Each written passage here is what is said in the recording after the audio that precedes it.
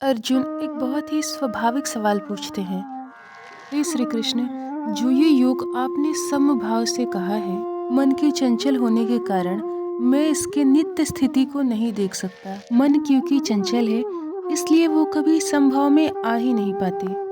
ये कहना तो आसान है कि सुख और दुख को एक जैसा देख के समभाव रखना चाहिए, लेकिन मैं ये जानना चाहता हूँ कि इस समभाव को लाए कैसे। मित्रों, समभाव को लाने के लिए हमें इस बात को समझना होगा कि सुख और दुख एक ही हैं। जिस तरह बिना रात्रि के दिन नहीं होता, उसी तरह बिना दुख के सुख नहीं होता। अगर आपको सिर्फ सुख ही मिले तो आप इंसानियत ही भूल जाएंगे, जैसे रावण, कंस और दुर्योधन। जिस प्रकार अपने सुख में चूर रावण, कंस और दुर्योधन ने सिर्फ अपने ही भलाई के बारे में सोचकर कुकर्म किए थे, उसी प्रकार आप भी सुख में खोकर आप एक ऐसा जीवन व्यतीत करेंगे जहाँ न किसी का भला होगा न आपका सही।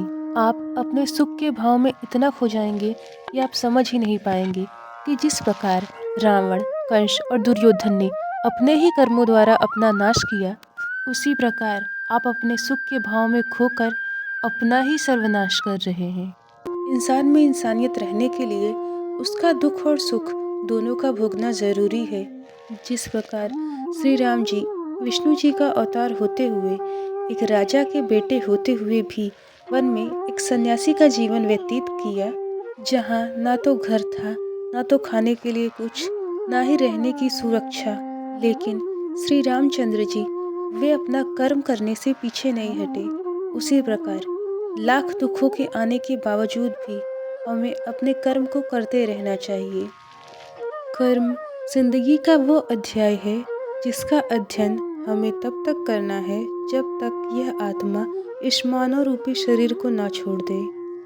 ऐसे ही मगध गीता से जुड़ी जानकारी को समझने के लिए हमारे चैनल को सब्सक्राइब करें। इस ज्ञान के सागर को सिर्फ अपने तक ही ना सीमित रखें, अपने मित्रों और अपने परिजनों के साथ ज़रूर शेयर करें।